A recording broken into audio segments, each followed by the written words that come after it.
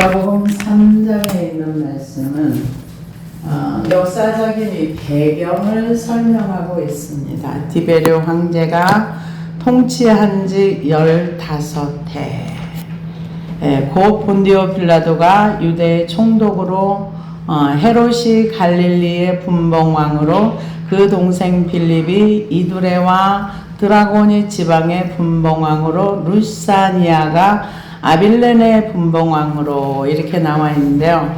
여기는 그때 시대상이 디베르 황제가 통치한 지 15해라는 것은 AD 14년에 로마 황제 가이사 아구스토가 죽자 그의 뒤를 이어 디베르 가이사가 있었습니다. 본문에서 디베르 가이사가 있은 지 15해라고 하는 걸 봐서는 AD 약 29년경으로 학자들이 얘기를 합니다. 그래서 AD 약 29년 전이라면 아구스토가 통치할 때보다 2년 전으로 이렇게 나옵니다. 근데 이때 당시에 안나스와 가야바가 유대 대제사장으로 있었습니다. 그런데 여기서 이렇게 나옵니다. 2절에는 안나바와 가야바가 대제사장으로 있을 때, 그 안나스와 가야바는 서로 장인과 그 사이의 사이입니다. 근데 이때 당시에 로마의 황제가 그 대제사장을 임명하기도 폐위시키기도 하고, 그래서 정치를 잘하는 사람이 아무나 가서 돈을 주고 이렇게 대제사장을 받을 수도 있고 아니면 아닐 수도 있는 그런 당시에 이제 그 요한이 이제 말씀을 받아서 빈들에서부터 사역을 시작한다고 볼 수가 있습니다. 그래서 그 이때 당시에 아우구스트의 뒤를 이어서 이제 그 디베르가 황제로 있을 때 그 예수님 태어날 당시에 그 아우구스트는 죽고, 두 번째로 이제 아우구스트의 두 번째 아들인데, 이 아우구스트라는 황제는 굉장히 좀 이렇게 뭐라 그럴까요? 좀 훌륭한 왕은 아니었던 것 같아요. 그래서 그 디베르라는 사람을 자기의 이제 양자로 삼아가지고 통치하게 이제 만들어주는 그때 당시입니다. 그런데 이때 유대에는 그 예수님이 태어났을 때 헤롯 왕이라 그랬어요. 근데 그 이후에도 계속 헤롯 왕이 나오거든요. 세례 요한이 헤롯 왕에게 목베임을 당해서 죽습니다. 그거는 헤롯 대왕이라 그러지. 그죠? 헤롯 가문에서 그 헤롯 대왕이라는 사람은 예수님이 태어났다는 동방 박사들의 말을 듣고서 그 지역의 2살 아이를 다 죽여버린 그런 왕이고, 그 다음에 세례 요한을 죽인 헤롯은 그 헤롯 대왕의 아들이에요. 근데 거기선 그냥 다 헤롯이라 그러니까 이 헤롯이 몇십 년을 살았나 이렇게 생각할 수 있는데, 그런 상황 속에서 예수님이 태어났고 이렇게 이제 했습니다. 그런데 여기에 보면은 그 헤롯이라는 사람이 굉장히 좀 포악한 그 권력에 집착한 그런 사람이었는데, 예수님 태어날 당시에 아내를 10명을 뒀는데 그 아내가 10명이다 보니까 서로 자기 자식을 그 후계자로 삼기 위해서 보이지 않는 치열한 암투가 있었는데, 헤롯이 병으로 죽을 때 죽기 직전에 며칠 전에도 자기 친아들을 사형돼서 죽일 만큼, 그 자기 장모도 죽이고 뭐 많은 사람을 참 이 사람이 죽었을 때 굉장히 그 지역 사람들이 기뻐했다 이렇게 얘기를 합니다. 그런데 성경에 보면은 아켈라오가 유대와 사마리아 지역을 물려받았는데 그 아버지 헤롯을 닮아서 가혹하게 유대인과 사마리아를 통치했습니다. 그래서 마태복음 2장 22절에 보면, 그러나 아켈라오가 그의 아버지 헤롯을 이어 유대의 임금됨을 두고 거기로 가기를 무서워하더니 꿈에 지시하심을 받아 갈릴리 지방으로 떠나가. 그러니까 아버지 헤롯이 얼마나 포악하게 유대를 다스리는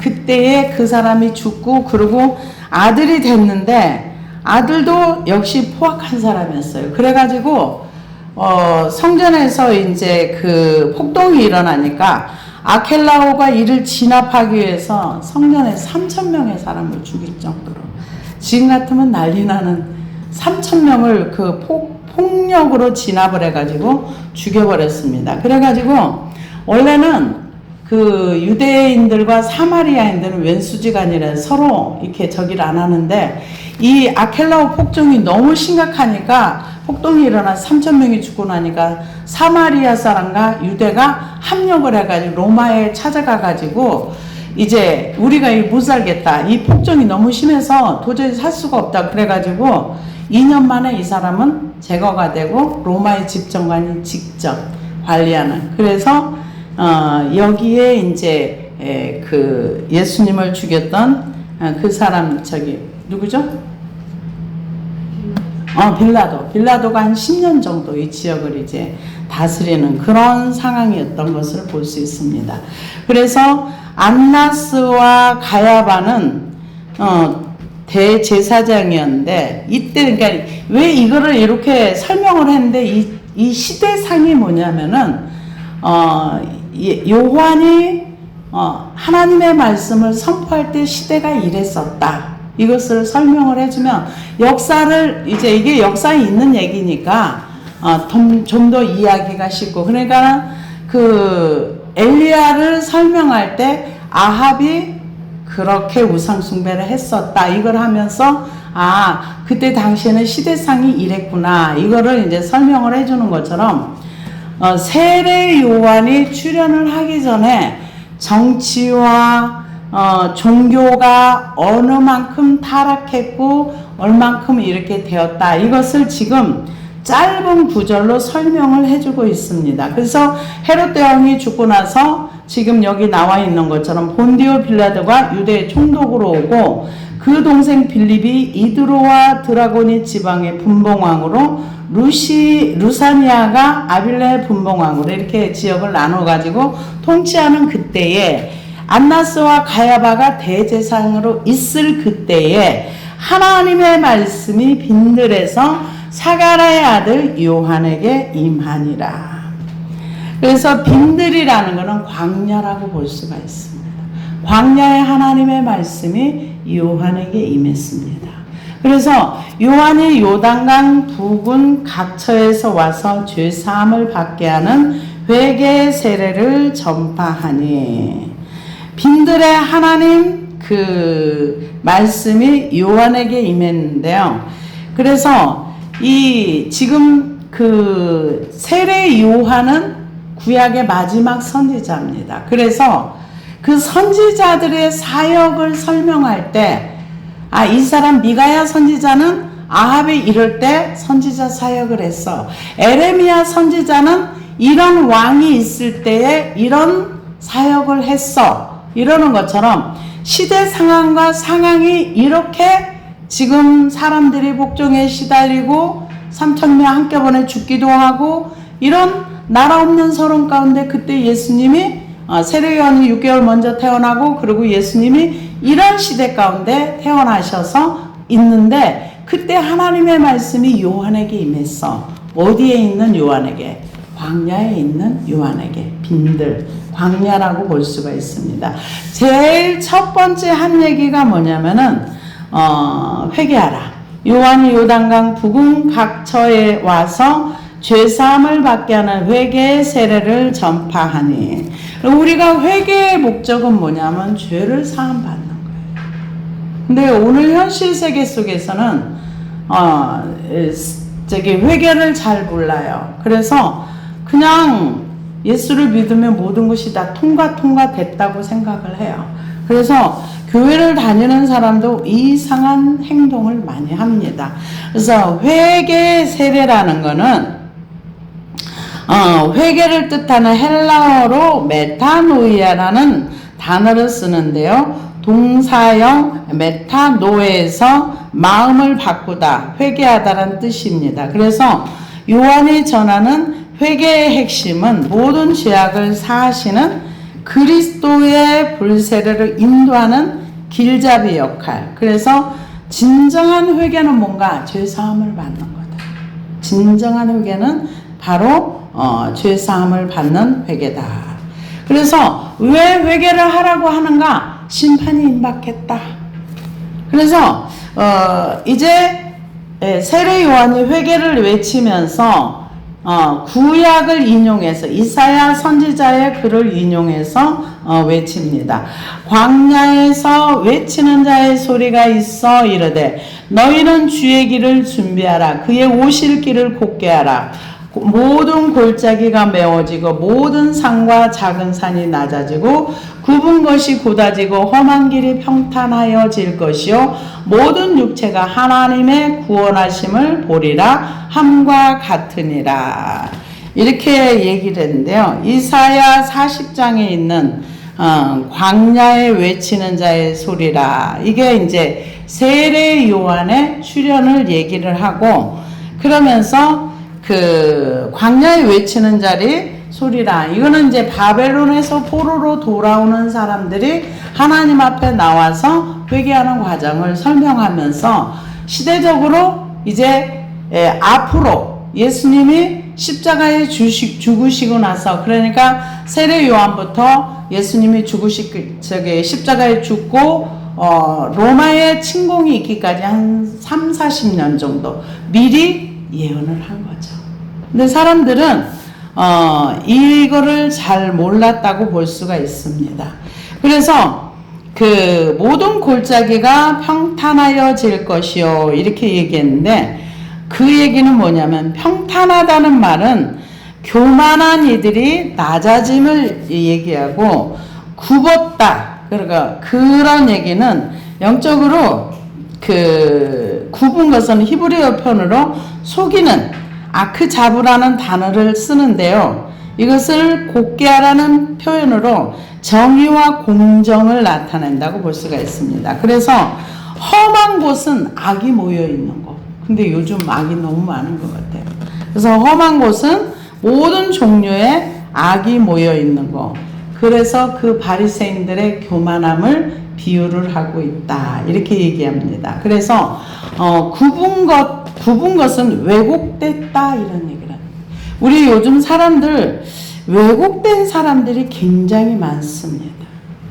사람이 이렇게 어떤 생각을 할 때 삐뚤어지고 왜곡된 거 이거 예수님을 만나기 전에 회개할 부분이라고 그 회개를 얘기하면서 지금 얘기를 합니다. 그래서 높은 모든 산과 작은 산이 낮아지고 굽은 것이 곧아지고 그러니까 이거 높은 산과 낮은 산이 낮아지고 교만을 낮추라는 얘기고 굽은 것이 곧아지고 험한 것이 평탄하여지고 그러니까 왜곡되고 속이는 거 이런 것들이 다 이제 이렇게 겸손으로 이제 내려가라 그런 뜻이라고 볼 수가 있습니다. 그래서 모든 육체가 하나님의 구원하심을 보리라 함과 같으니라. 이게 세례 요한이 제일 먼저 교만을 깨고 왜곡된 것을 바로 피고 험한 것, 악이 쌓여 있는 것을 악을 버리고 그러면서 요한이 세례를 받으러 나오는 무리에게 이르되 독사의 자식들아 누가 너희에게 일러 장차 올 진노를 피하라 하더냐. 독사의 자식들아 이게 이제 구약의 경고라고 볼 수 있습니다. 그래서 독사는 사단을 상징하는 동물로서 악인을 얘기합니다. 이게 메시아를 적대하는 사람들. 그래서 이 예수님을 향하여 적대했던 사람들이 사두개인들과 바리새인들입니다. 그 얘기는 이 유대인들 마음속에는 이런 게 많이 있었답니다. 저도 이번에 이제 말씀을 준비하면서 유대인들에 대한 어떤 이걸 많이 이렇게 들여다보고 보다 보니까 유대인들은 어떤 생각으로 충만했느냐 하면 우리는 혈통적으로 아브라함의 후손이야. 메시아가 오면 우리는 무조건 구원받아. 우리는 아브라함의 후손이기 때문에 어떤 상황 가운데서도 하나님은 우리를 구원하실 거야. 하나님이 그렇게 약속하셨어. 근데 성경에 보면 그런 약속은 없어요. 근데 이게 왜곡돼서 그러는 건지 아니면 자기 확신인 건지는 모르지만은 그러니까 세례 요한이 회개하라는 말을 받아들이기가 어려운 거죠. 그래서 장차 너희에게 오늘 독사의 자신과 회개를 하라는 얘기는 진짜로 하라는 얘기예요. 그냥 하는 척만 하는 것이 아니라. 그러면서 독사의 자식들아 누가 너희에게 일러 장차 올 진노를 피하라 하더냐. 그러므로 회개에 합당한 열매를 맺고 속으로 아브라함이 우리 조상이라 말하지 말라. 그러니까 아브라함의 후손이기 때문에 우리는 언제든지 구원받을 수 있어. 메시아가 오면 언제든지 우리는 구원받고 모든 것에서 다 자유할 수 있어. 이런 확신이 있었기 때문에 이들이 메시아를 그렇게 기다렸던 거예요. 근데 세례 요한이 와가지고 너네 독사의 자식들이야. 회개해야 돼. 이 못 받아들이는 거죠. 그리고 예수님이 오셔가지고 나는 하나님의 아들이 이 받아들일 수가 없는 거예요. 못 받아들이는 거예요. 그래서 내가 너희에게 이르노니 하나님이 능히 이 돌들로도 아브라함의 자손이 되게 하시리라. 돌도 하나님의 전능하심. 그러니까 이방인들도 하나님이 원하시면 돌들 같은 이방인들도 구원받을 수 있다. 이렇게 이제 얘기하시는 분들도 있습니다. 그래서 성경에서 회개에 합당한 열매라는 건 삶으로 열매를 내놓으라는 얘기예요. 그러고 나서 나중에 누가복음 6장에 가면 좋은 나무, 못된 나무. 우리는 나쁜 나무라고 하는데 성경에서는 못된 나무라고 그래요. 그래서 이 삶의 열매가 회개의 열매가 나와야 되는 거죠. 악이 빠지고 하나님의 말씀을 순종할 수 있는. 근데 참 저도 긴 시간을 이렇게 기도하면서 왔지만 인간 안에는 하나님을 사랑하는 것도 없고 하나님을 두기 싫어하고 하나님과 가까이 가고 싶지 않아요. 왜? 이 세상에 속한 사람이 돼서 이 세상 밖에는 정말 특별한 은혜가 임하지 않고는 우리는 하나님을 찾을 수도 없고 교만이 뭔지도 모르고 죄가 뭔지 전혀 알 수 없는. 왜요? 하나님의 빛의 말씀이 우리에게 오기 전에는 우리는 완전한 어두움이기 때문에 어두움 가운데 있으면 보이는 게 없습니다. 근데 신기하게 자기는 안 보이는데 남은 잘 보여요. 그게 더 문제인 거죠. 그래서 이미 도끼가 나무 뿌리에 놓였으니 좋은 열매 맺지 아니하는 나무마다 찍혀 불에 던져지리라. 유대인들에게 이게 마지막 선포일 수도 있습니다. 왜냐? 니느웨에 이 요나가 가서 외쳐서 몇십 년 후에 다시 그 유예가 됐거든요. 몇십 년 동안 그들이 잠깐 회개했을 때 니느웨가 완전히 망하는데 몇십 년 동안 좀 유예됐다가 결국 그 다음에 망했던 것처럼 지금 이스라엘도 예수님 십자가에 죽으시고 나서 AD 70년에 디도 장군이 와서 완전히 전멸시켜 버렸으니까 이게 마지막 하나님의 경고라고도 볼 수가 있죠. 그래서 무리가 물어 이르되 그러면 우리가 무엇을 하리까? 회개를 외치니까 우리가 뭐 할까요? 이렇게 묻습니다. 그럴 때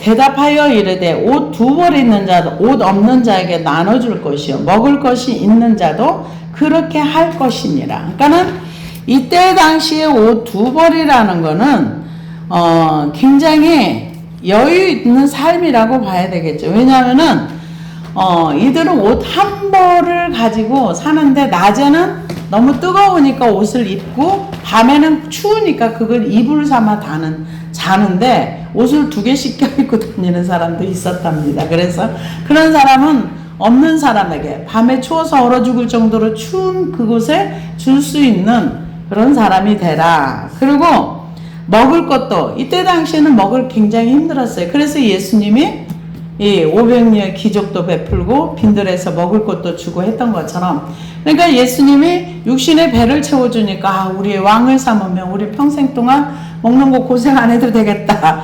기도만 한 번 하면 막 이렇게 막 빵이 만들어지고 하니까 충분히 이해가 가는 거죠.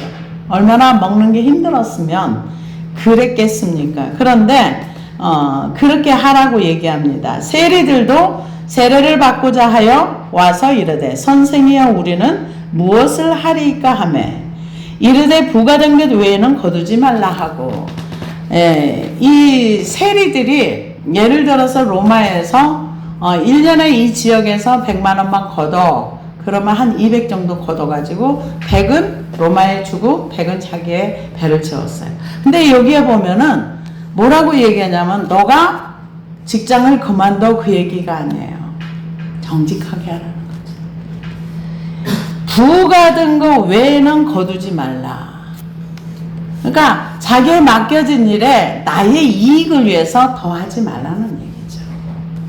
군인들도 물어 이르되 우리는 무엇을 하리까 하매 이르되 사람에게 강탈하지 말며 거짓으로 고발하지 말고 받는 급여를 족한 줄로 알라 하니라.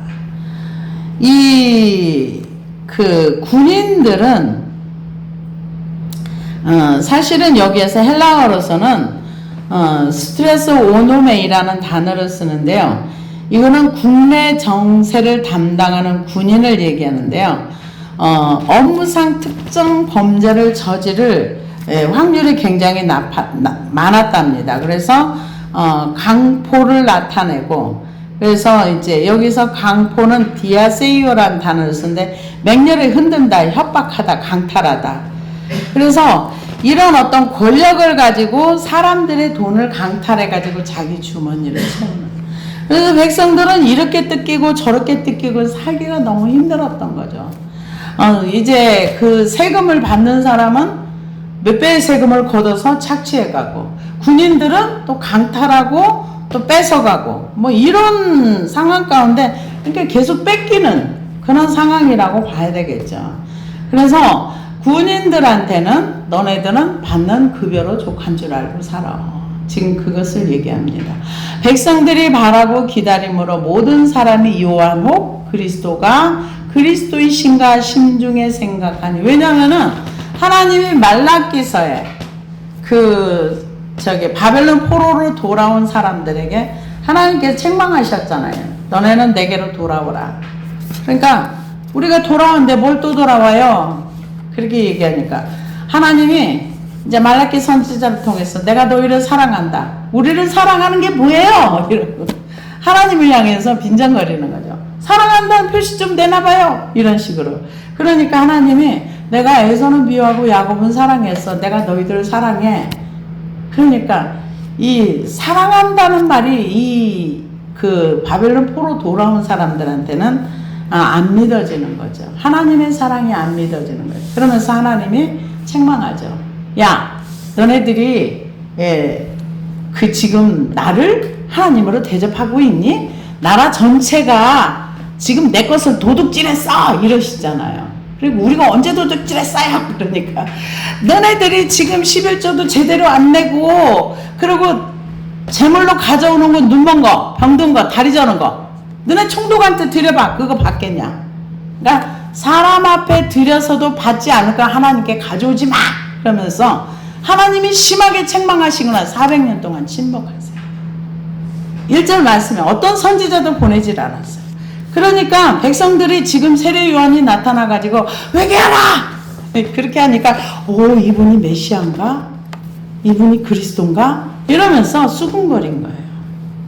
그래서 혹 그리스도인가 심중에 생각하니 요한이 모든 사람에게 대답하여 이르되 나는 물로 너희에게 세례를 베풀거니와 나보다 능력이 많으신 이가 오시나니 나는 그의 신발끈을 풀기도 감당하지 못하겠노라. 그는 성령과 불로 너희에게 세례를 베푸시고 메시아를 예비하는 사람이라. 말라기서에 얘기한 그 앞길을 예비하는 그 사람이 바로 나야. 지금 자기의 신분을 얘기하면서 나는 메시아의 신발끈, 샌들끈을 풀 수 있을 정도의 사람도 안 돼. 그런데 그분은 불과 성령과 불로 너희에게 세례를 베푸실 것이요 손에 키를 들고 자기의 타작마당을 정하게 하사 알곡을 모아 곳간에 들이고 쭉정이는 꺼지지 않는 불에 태우시리라. 그러니까는 하나님이 심판하실 때는 쭉정이는 꺼지지 않는 불은 지옥을 얘기합니다. 곳간에 들어간다는 것은 하나님의 천국 창고에 들어간다는 그것을 말씀하고 있습니다. 또 그 밖에 여러 가지로 권하여 백성에게 좋은 소식을 전하나 분봉왕 헤롯은 그의 동생 아내 헤로디아의 일과 또 자기가 행한 모든 악한 일로 말미암아 요한에게 책망을 받고, 왜? 자기 제수씨를 데리고 살았으니까. 그러니까 그건 아니야 그러고 이제 세례 요한이 뭐라 하니까 싫은 거예요. 근데 뭔가 잘못했을 때 너 잘못했어 그러면 네 하는 사람은 아무도 없어요. 다 화를 냅니다. 그래서 그 위에 한 가지 악을 더하여 요한을 옥에 가두니라. 그래서 요한은 감옥에 들어갔습니다. 백성이 다 세례를 받을세 예수도 세례를 받으시고 기도하실 때에 하늘이 열리며 성령이 비둘기 같은 형체로 그의 위에 강림하시더니 하늘로부터 소리가 나기를 너는 내 사랑하는 아들이라 내가 너를 기뻐하노라 하시니라. 이제 그 세례를 누구에게 받았느냐? 그 세례 요한에게 세례를 받았어요. 세례 요한에게 세례를 받으시고 기도하고 올라오는데 성령이 비둘기 같은 형태. 그러니까 성령의 그 형태는 여러 가지 형태로 나옵니다. 어떻게 나오냐면은 사도행전에서는 불로 이렇게 임하셔서 불의 혀처럼 이렇게 임하기도 하고, 예수님이 세례 받을 때 하늘이 열리고 성령이 비둘기처럼 이렇게 내려왔다는 건 평화의 상징이라고 볼 수가 있습니다. 그래서 이 하나님의 음성이 들려요. 하늘로부터 소리가 나기를 너는 내 사랑하는 아들이라 내가 너를 기뻐하노라 하시니라. 그래서 이제 세례를 받으시고 예수님이 사역을 시작을 하십니다. 그래서 예수께서 가르치심을 시작하실 때에 30세쯤 되시니라. 누가복음 2장에서는 12살이라 그러는데 여기 지금 몇 년의 세월이 지났습니까? 약 한 18년 정도 세월이 지나갔습니다. 웬 30세니까. 1장과 2장 사이에 세월이 이렇게 많이 지나갔습니다. 그래서 이제 여기서부터는 족보가 나옵니다. 예수께서 30세쯤 돼 이제 저기를 이제 사역을 시작하셨는데요. 성경에서는 대제사장의 사역이라고 볼 수가 있습니다. 30세라는 거는 이제 대제사장의 사역이 30세부터 시작하고, 그러고 나서 이제 자신을 하나님 앞에 제물로 드리시기 위해서 시작을 하는데, 성경에 보면은 30이라는 숫자가 사역의 시작이 많이 나타납니다. 왜냐면은 다윗도 30세의 왕위에 올랐어요. 그리고 요셉도 30세 총리가 되었고요. 그리고 사내들인 회원 자격도 30세가 돼야 이제 사내들인 공회원 자격이 돼요. 그래서 예수님도 이제 30세가 딱 되니까 공생의 사역을 시작을 하시는 거죠. 그러면은 그 나머지 기간은 그 공생애를 시작하기 전에는 뭐를 하셨나? 사람들이 이걸 가지고 뭐 어디를 인도에 갔다 뭐 여러 가지 얘기를 하는데 성경은 거기에 대해서 얘기를 하지 않습니다. 얘기를 안 하는데 아마 요셉이 예수님의 양아버지 요셉이 일찍 죽어서 아마 가정의 장남으로서 그 역할을 했을 것이다. 이렇게 얘기를 합니다. 그래서 여기서부터는 족보가 나오는데요. 이 족보는 한 사람 한 사람 하려면은 이게 굉장히 길어서 다 할 수가 없어요. 그래서 이 족보에 대한 얘기만 말씀을 드리겠습니다. 그래서 여기에 보면은 우리가 사람들이 아는 대로 요셉의 아들이니 요셉의 아들이니 요셉의 이는 헬리요 그 이는 마따니요 그 이는 네요 이렇게 쭉 나오는데요. 마태복음의 족보와 누가복음의 족보가 다릅니다. 왜 다른가? 마태복음의 족보는 아브라함으로부터 시작하여 예수님으로 끝나지만 누가복음의 족보는 예수님으로 시작해 하나님으로 끝이 납니다. 그리고 누가복음에 기록된 족보는 예수님으로부터 족보가 시작해서 아브라함 그러니까는 아브라함 그 이후 그리고 여기에서 같아지는 부분이 있어요. 마태복음의 족보와 누가복음의 족보가 같아지는 부분인데 거긴 뭐냐면은 다윗의 후손인데 이쪽에 그 마태복음의 족보는 솔로몬으로 이어집니다. 그 마태복음의 족보에 대해서 얘기할 때는 예수님의 왕권을 얘기해요. 그래서 지금 우리 현대사회에서는 그 사람을 얘기할 때 인스타그램으로 뭐 그 사람이 어쩌다 뭐 이렇게 얘기하고 그 사람 보기도 하는데 이때 그 이스라엘 사람들은 그 사람의 자기 정체성이 어디서 나오는가? 누구 지파의 누구의 가문의 몇 대손 누구 이러면 자기 정체성이 나옵니다. 옛날에 우리나라도 거의 그랬답니다. 그래서 부모들이 누구와 결혼해 그러면은 그 자녀는 가문끼리 결혼을 하기 때문에 누가 물어봤답니다. 아니 부모가 정해준 배우자가 마음에 안 들면 어떻게 합니까? 그렇게 물어보니까 그때 부모가 결혼을 시켜서 했던 사람들의 대답 그러면 그 가문의 자식이 아니지. 한마디로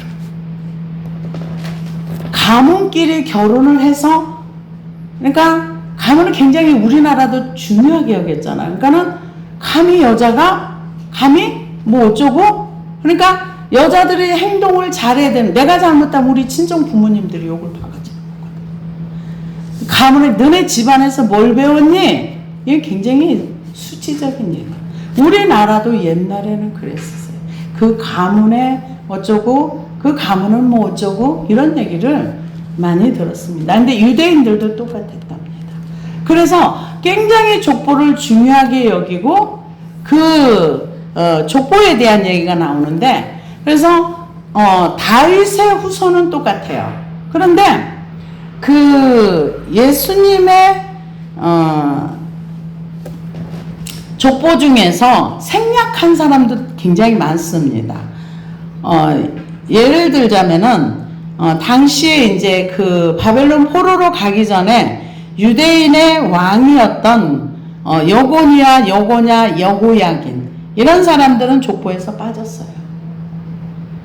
그리고 이 솔로몬이 그 다윗의 후손입니다. 근데 우리아의 아내였던 바세바가 아들을 넷을 낳았어요.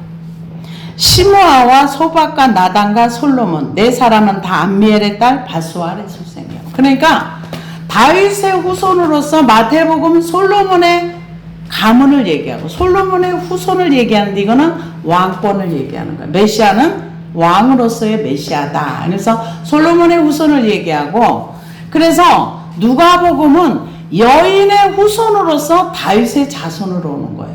근데 그 사람이 누구냐면 나단이에요. 똑같이 다윗의 아들인데 한 사람은 솔로몬의 후예로 다윗의 족보가 요셉이 나오고 이 마리아는 나단의 후손으로서 실질적인 그 족보가 그러니까 마리아의 여인의 후손으로서 메시아가 오셔서 그 창세기 3장 15절을 완성시키는 거예요. 그래서 이 족보를 굉장히 그래서 밑에서부터 쭉 올라가 가지고 아담까지 올라가서 아담에서 하나님까지 그래서 아담은 하나님의 아들이었다.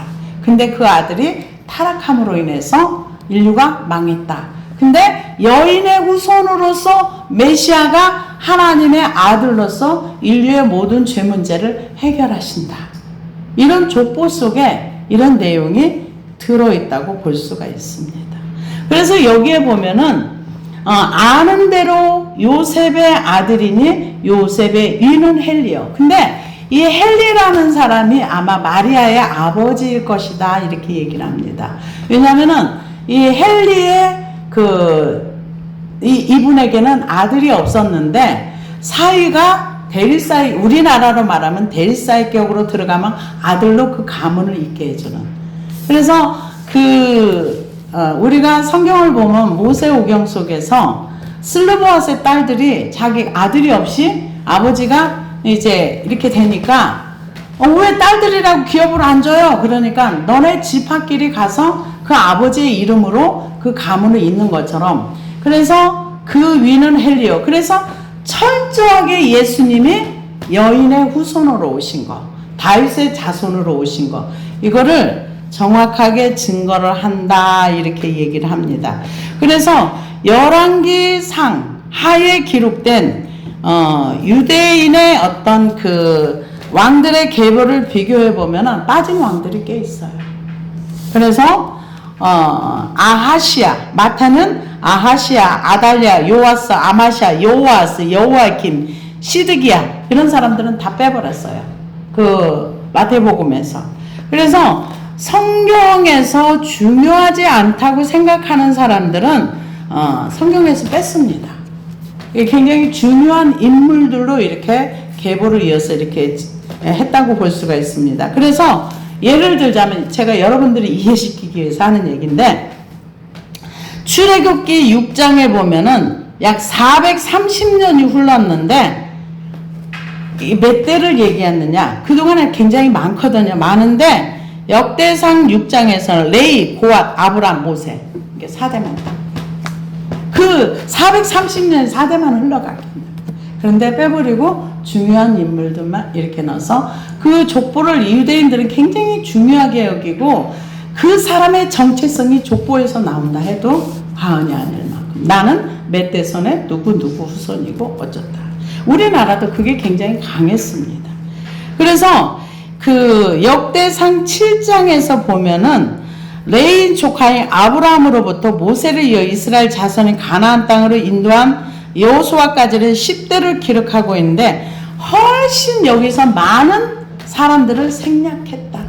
중요한 인물들만 기록을 했다. 이렇게 볼 수가 있습니다. 그래서 이 성경에서 말하고자 하는 그 족보의 의미, 하나님께서 창세기 3장 15절에 말했던 것처럼 다윗의 후손으로서 여인의 후손. 사실 요셉은 예수님의 양아버지, 호적상 아버지, 다윗의 후손의 왕권의 그 아버지. 그리고 여인의 후손으로서 다윗의 왕조를 이은 인류를 구원한 하나님이 아담을 만들었기에, 아담을 만들고 생명을 줬기 때문에 아담이 하나님의 아들로, 마지막 아담이신 예수 그리스도가 하나님의 아들로. 그래서 성경이 정확하게 맞다. 이렇게 이것을 말씀하기 위해서 이 지금 전체 족보는 이렇게 나와 있지만 이 뜻은 이렇다. 근데 이걸 하나하나 하려면 1시간 가지고 사실은 모자라요. 그래서 이 흐름만 짚고 지나갑니다. 기도하시겠습니다.